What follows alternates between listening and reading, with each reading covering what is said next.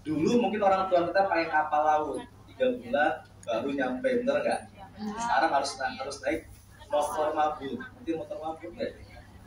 Iya, pesawat ya, pesawat.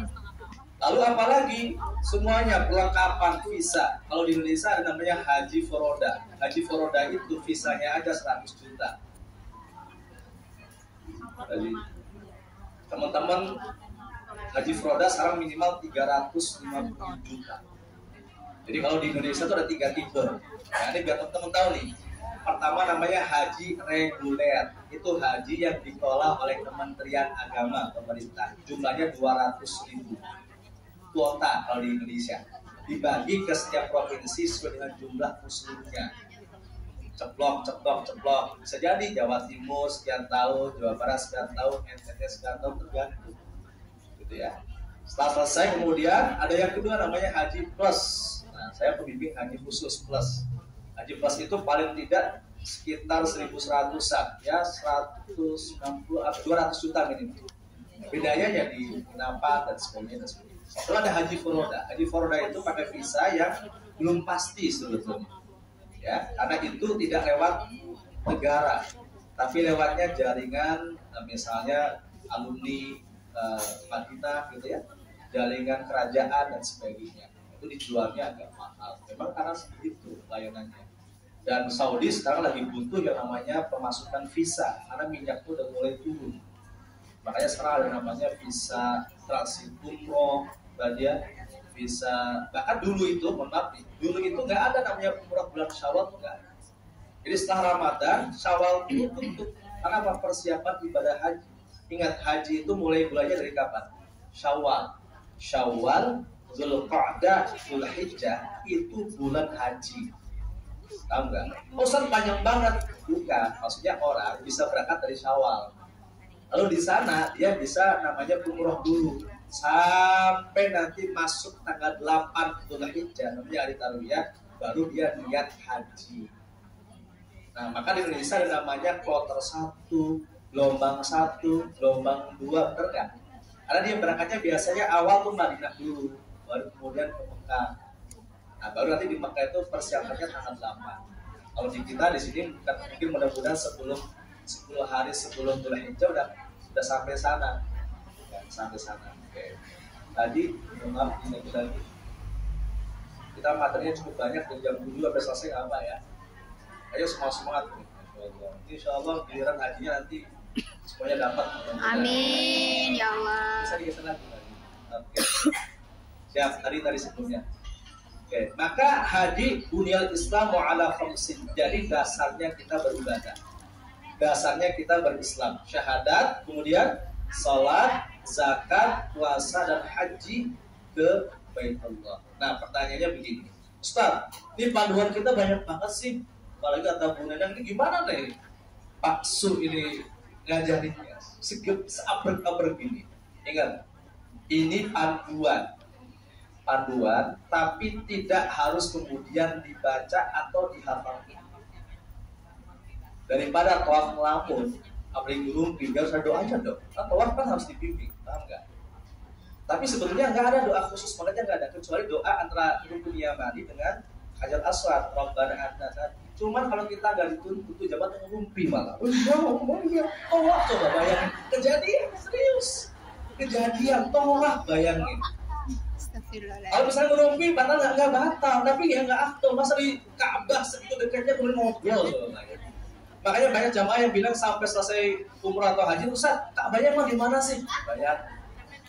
Ka'bahnya emang di mana? Bisa ke biang Ka'bah ada miliar segede gitu. Astagfirullahaladzim. Ya. Makanya ada buku panduan, ini doa. Semua buku doa coba dibuka. Yang mau haji, yang belum haji coba juga dibuka. Ya, ketok-ketoknya aja ya. Ketok-ketoknya. Ini ada 2 buku. Yang satu ini buku doa, ya. Nanti kita bimbing. Ya, kita bimbing sebisa kita lihat situasi kondisi. Karena yang dilafalkan yang hanya inti itu hanya niat ketika haji. Lainnya kalau misalnya yang sepuh susah baca, kita ikuti aja. Kalau enggak pun enggak baca juga insyaallah sah. Karena ibadah haji ibadah maliyah dan fisik. Paham kan? Ya. Lalu kalau yang muda pengen bacanya bagus, bagus dibaca. Karena memang itu doa semuanya. Tapi bukan berarti kalau kita nggak baca lalu nggak sah. Tapi itu tuntunan agar kita mudah beribadah. Tawaf pertama doanya apa? Tawaf kedua doanya apa? Tawaf ketiga doanya apa? Ada di sini. Termasuk sampai ketika kita ziarah ke kota Madinah. Yang dilafadzkan yang wajib itu adalah ya labbaik Allahumma hajjan. Gas itu doang. Kalau mau pendek, Ustaz, saya suka yang panjang-panjang, Ustaz, boleh. Nawaitul hajja wal umrata, ya boleh. Wa ahramtu biha lillahi ta'ala, boleh. Nawaitul hajja wa ahramtu bihi lillahi ta'ala, boleh. Tapi kalau mudah, labbaik Allahumma hajjan, sudah cukup. Pertanyaannya adalah, Ustaz, kita itu ibadah haji itu hajinya saja atau dengan umrohnya? Tahu? Nabi itu ngasih 3 pilihan. Yang pertama adalah haji ifrad. Haji ifrad itu orang haji dulu niatnya, baru kemudian umroh, itu ifrad. Ada lagi namanya haji tamattu'. Haji tamattu' itu umroh dulu, baru haji. Itu dalam satu perjalanan ya. Atau dari kiron. Kiron itu menggabungkan antara haji dengan umroh jadi satu. Nah kita yang dari Hongkong maunya yang mana Pak Haji Yolbis? Kita lihat dari itinerarinya. Kalau kita situasinya nggak dekat banget, tapi juga nggak jauh banget, dan memang afdolnya orang yang haji pertama kali, maka yang bagus adalah tamattu'. Tamattu' itu datang langsung umroh dulu. Jadi pas di pesawat, nanti ntar misalnya di Bahrain, mungkin di Bangkok transit, kita udah pakai kain ihram yang laki-laki. Tapi niatnya nanti kurang lebih sekitar 40 menit sebelum landing. Bisa di Yalamlam, bisa di Qardul Manazil, ketika nanti di pesawat diumumin sudah masuk mikot, maka niat. Nah yang perempuan aman di pesawat, karena pakaian ihramnya perempuan itu semua yang menutupi aurat itu jadi pakaian ihram. Ustaz, kalau saya kan PDI merah boleh nggak? Silakan. Ustaz, saya PSI pink boleh nggak? Ustaz, saya hijau, tapi bagusnya putih atau hitam gitu ya. Nah, saya punya pink Ustaz gitu. Atau saya punya hijau yang lagi sekarang irame, hijau apa namanya? Ya sage gitu ya, ya monggo saja. Tapi kita sepakat bisa apa katanya. Itu perempuan, yang repot laki-laki. Udah di pesawat, masih dingin, harus terbuka dan nggak ada dalaman. Karena kalau sudah berjahit dalaman, maka bisa nanti kena dam. Dam itu berarti apa? Memotong kambing. Maka nanti di pesawat setelah kita transit, misalnya di Bahrain, misalnya saya nggak tahu nanti kita akan sampaikan, dan dari Mihan juga akan sampaikan, clear terbuka aja biar kita juga tahu perkembangannya. Itu nanti pakai ihram. Nah, tanahnya boleh, dalamannya belum dibuka dulu boleh. Baru ketika mau mikot lepas boleh. Nah, setelah itu tidak boleh ada larangan yang kita larang. Contohnya apa? Tidak boleh pakai wangi-wangian. Tidak boleh memotong kuku. Tidak boleh memotong rambut. Ya, tidak boleh kemudian membuka aurat. Semuanya harus dalam bentuk keadaan ihram. Ihram itu apa? Orang menjadi mulia karena dia meninggalkan larangan-larangan yang jadi pantangan. Omongannya dijaga, nggak boleh ngebully, nggak boleh ngomong rofat, ngomong buruk, ngomong bohong. Jadi apa? Perbanyak zikir. Sampai jeda, mohon maaf nih. Nah ini lagi-lagi. Tapi alhamdulillah sekarang layanannya cukup bagus Pak Haji. Saya pernah bawa jamaah haji, haji kalau di Indonesia tuh umurnya sepuh-sepuh, tua-tua, senior lah ya. Kalau ini kan masih muda-muda, ini kan ya masih 20 tahun. Dia banyak. Kalau di sana itu di Indonesia rata-rata usianya rata-rata 50 ke atas. Bahkan ada yang sakit tetap berangkat. Itu sebelum pandemi yang namanya imigrasi Saudi, nah, masya Allah luar biasa. Kalau di Hongkong kan, selesai masuk. Kalau Saudi itu udah rombongan, tinggal satu orang tuh, dia ngopi dulu keluar, gitu ya. Dia ngobrol sama temannya dulu. Saya ngalamin, Pak Ibu, bahwa jamaah landing itu jam 9 malam, landing sudah pakai ihram, baru keluar dari imigrasi jam 7 pagi. Ya. Tapi yang namanya haji nggak boleh, yang namanya itu ngomong rawa balik udah diikuti aja. Memang itu ujiannya.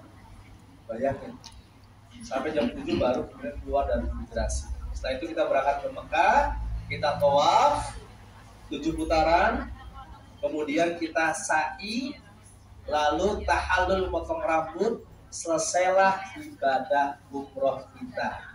Nanti perbanyak ibadah, masuk tanggal 8 Dzulhijjah namanya hari Tarwiyah, persiapan kita niat yang kedua, niat ibadah haji.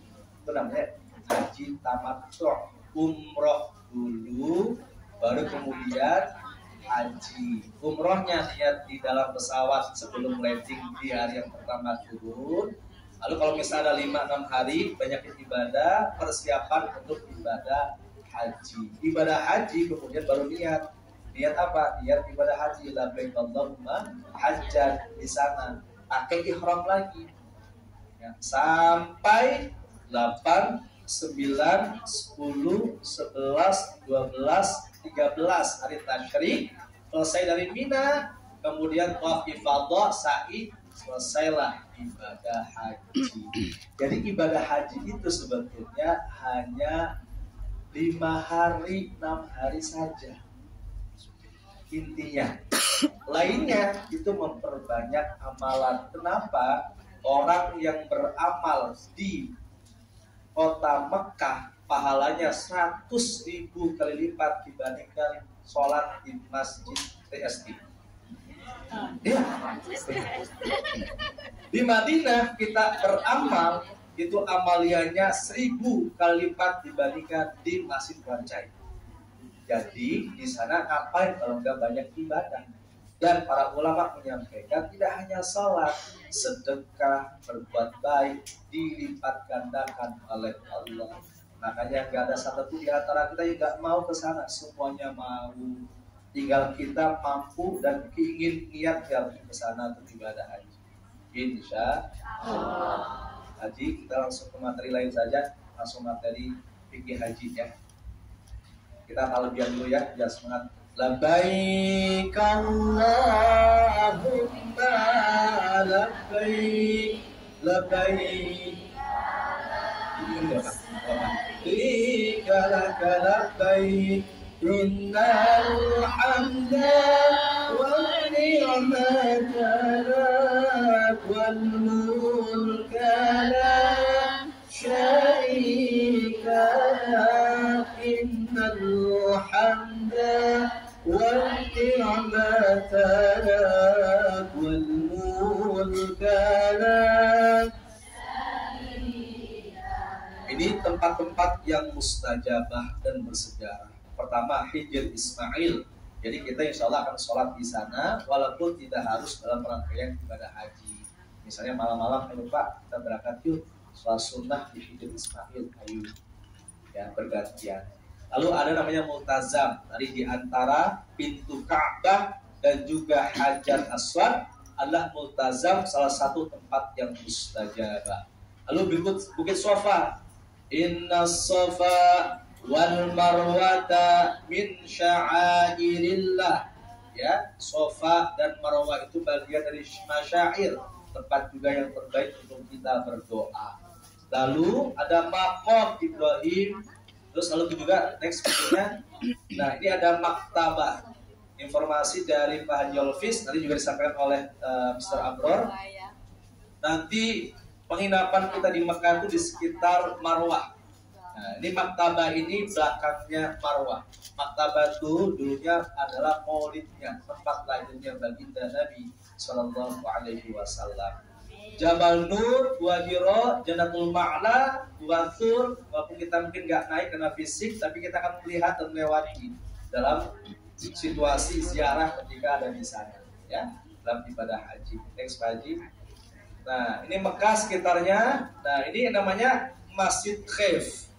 Masjid Khaif itu ketika di Mina nanti orang berkumpul dari mulai tanggal 8. Saya kasih gampangnya aja biar Bapak Ibu sekalian paham. Jadi musim haji itu dimulai dari tanggal 8. Tanggal berapa? 8. 8 itu niatnya apa? Labbaik Allahumma hajjan. Lalu kita dari penginapan pemondokan di Mekah menuju ke namanya Mina. Apa? Mina. Tidak semua orang jamaah haji ngumpul di sini. Kenapa tidak ngumpul di sini? Karena Mina di tanggal 8 itu tidak menjadi rukun haji. Tapi bagi orang yang bermadhab Hanafi, seperti orang India, Pakistan, Bangladesh, itu rata-rata tanggal 8 itu dipakai untuk ibadah. Nah, kita gimana Ustaz? Kita biasa di Haji Plus, termasuk di Hongkong, kita akan ngambil sunnahnya, ngambil kebaikannya. Kita akan mulai persiapan dari Mina dulu di sini. Ngapain di sini? Kita akan ibadah, lalu sholat 5 waktu, tidak dijamak tapi dikosor. Zuhur 2 rakaat, asar 2 rakaat, maghrib enggak 1,5 enggak? Oh enggak bisa ya. Isya 2 rakaat, subuh 1. Oh 2 ya. Baru setelah subuh langsung ke Arafah. Karena al-hajju Arafah, tanggal 9 kan? Haji itu Arafah. Siapapun orang ibadah haji kalau tidak berdiam di Arafah maka tidak sah hajinya. Orang pada haji di Arafah pada wukuf, di Ka'bahnya lagi diganti kain kiswahnya. Jadi kalau ada orang lagi haji melihat kiswah itu diganti, berarti bisa jadi dia nggak haji. Karena apa? Tanggal 9 orang fokus semua di Arafah. Dan khairut doa, sebaik-baik doa adalah Arafah, di hari Arafah. Maka banyakin doa, minta ampun pada Allah, banyakin doa untuk zuriyah keturunan kita, dan juga untuk doa akhirat kita. Ini di Jabal, di Arafah, termasuk ada Jabal Rahmanya, gitu ya. Oke, setelah dari sini, kemudian malamnya kita ke Musdalifah. Musdalifahnya nggak tercantum. Musdalifah. Untuk apa? Mabit, minimal melewati tengah malam. Lalu apa? Mengambil batu kerikil, minimal 7 saja. Lainnya boleh di tempat lain. Jadi tidak ada keharusan ngambilnya di situ sebetulnya enggak. Tapi di situ memang banyak batu kerikil. Tapi hati-hati, batu kerikil itu yang keras. Tapi kalau batu kerikil yang lembut itu bukan batu kerikil. Itu namanya letongnya B. Ada orang ngambil, Ustaz, kok batunya enak baunya Ustaz?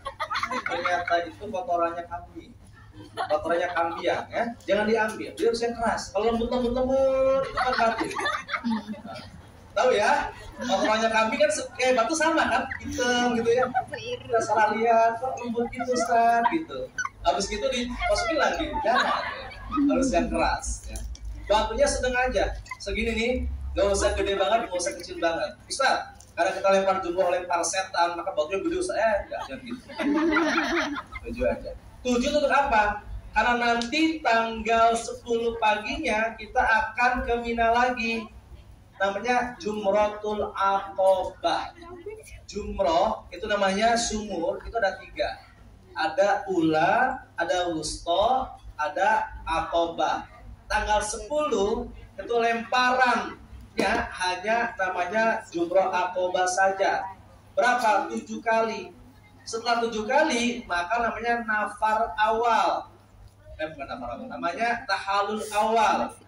Dengan cara apa? Setelah lempar jumroh kita motong rambut, maka sudah boleh ganti pakaian ihramnya dengan pakaian biasa. Tapi bagi suami istri nggak boleh ahehe, paham? Karena apa? Hajinya belum tuntas. Apa kira-kira yang belum? Ya, tawaf ifadah belum, sa'i belum. Tawaf ifadah sa'inya selesai, boleh ahehe.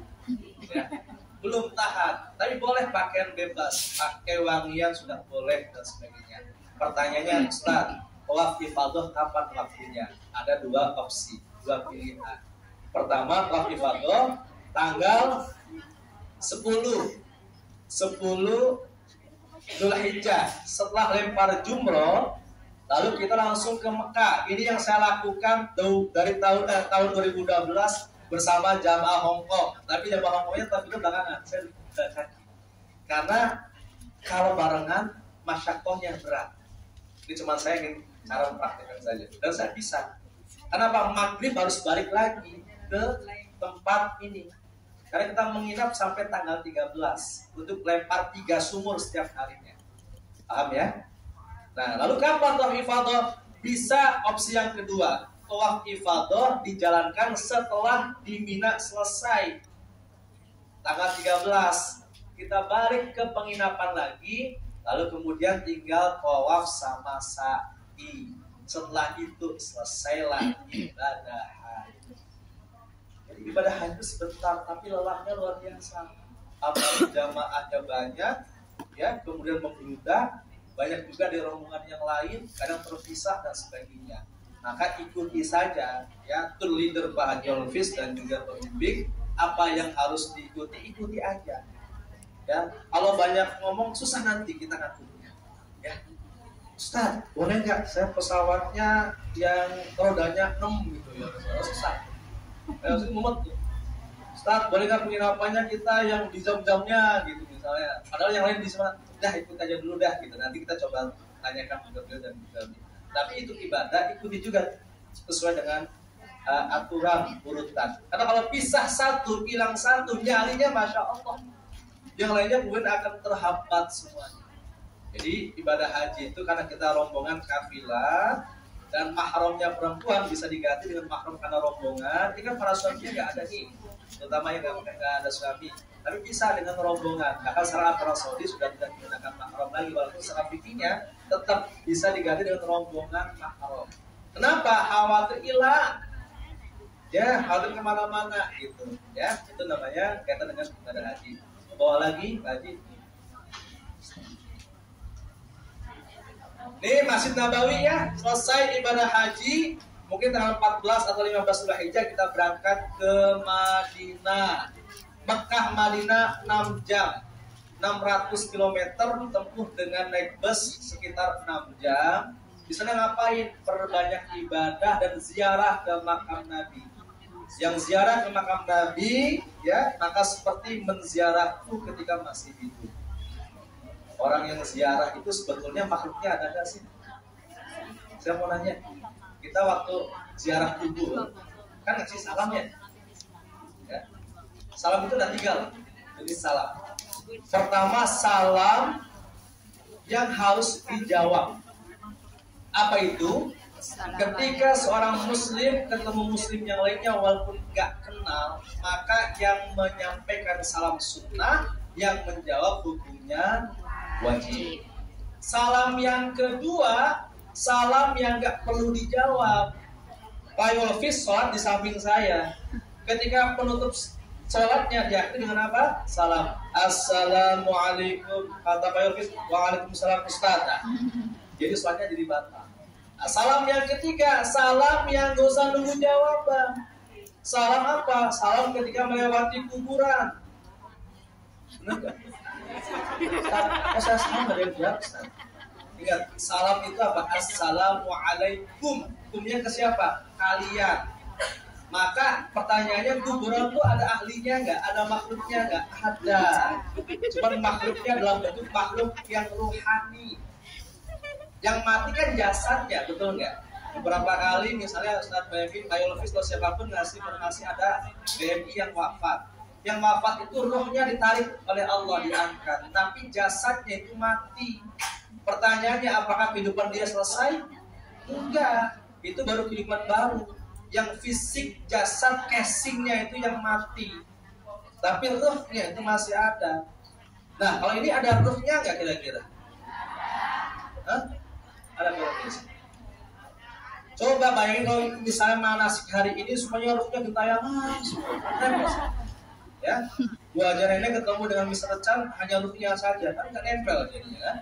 Makanya Allah kasih yang namanya casing, jasad, bashar. Ingat, berapa dikatakan bayi itu sudah menjadi manusia sempurna? Usia berapa? 4 bulan. Apa kata Allah? Wa nafakhtu fihi min ruh